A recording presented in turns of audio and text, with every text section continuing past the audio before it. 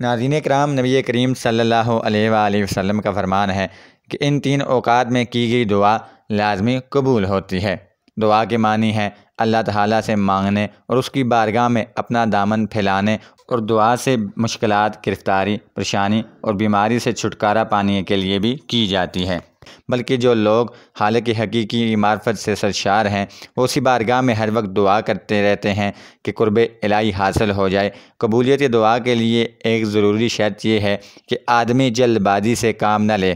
بعض دفعہ ایسا ہوتا ہے کہ آدمی اپنے کسی حاجت کے لیے دعائیں مانگتا ہے، مگر جب بظاہر وہ مراد پوری نہیں ہوتی تو مایوس ہو کے دعا کو چھوڑ دیتا ہے۔ حدیث مبارک میں فرمایا گیا کہ بندے کی دعا قبول ہوتی ہے جب تک کہ جلد بازی سے کام نہ لے۔ یوں تو اللہ ہر وقت اپنے بندوں کی دعا کو سنتا ہے اور ان کی دعاؤں کو قبول کرتا ہے، لیکن کچھ خاص اوقات ایسے بھی ہیں جن میں دعائیں بہت جلد قبول ہو جاتی ہیں۔ حضرت ابو ہریرہ رضی اللہ تعالیٰ عنہ سے روایت ہے کہ نبی کریم صلی اللہ علیہ وآلہ وسلم نے فرمایا، جن دنوں میں سورج طلوع ہوتا ہے ان دنوں میں افضل ترین دن جمعہ کا دن ہے۔ اسی دن میں آدم کو پیدا کیا گیا، اسی دن دنیا میں انہیں اتارا گیا، اور اسی دن میں ان کی توبہ قبول کی گئی، اور اس دن ان کی وفات ہوئی۔ جمعہ کے دن ہی قیامت قائم ہوگی۔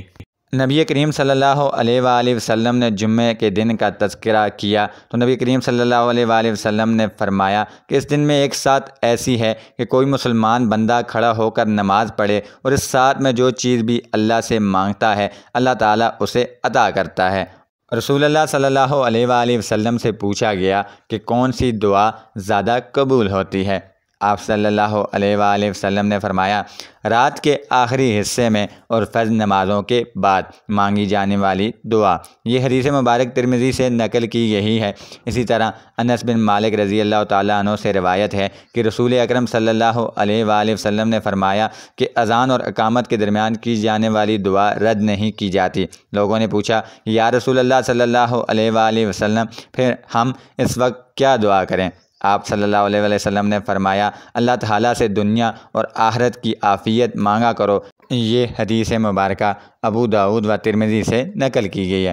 اسی طرح مسلم کی روایت ہے کہ آدمی اللہ تعالیٰ کے قرب میں سب سے زیادہ سجدے کی حالت میں ہوتا ہے، اسی لیے سجدے کی حالت میں کثرت اور دل جمعی سے دعا کیا کرو۔ آخر میں دعا ہے کہ اللہ تبارک و تعالیٰ مجھے اور آپ سب کو دونوں جہانوں کی بلائیاں نصیب فرمائے۔ اسی کے ساتھ ناظرین، آج کی ویڈیو سے فی الحال اتنا ہی۔ آپ سے ملاقات ہوگی پھر کسی نیکسٹ ویڈیو میں، تب تک کے لیے دیجیے اجازت۔ اللہ حافظ۔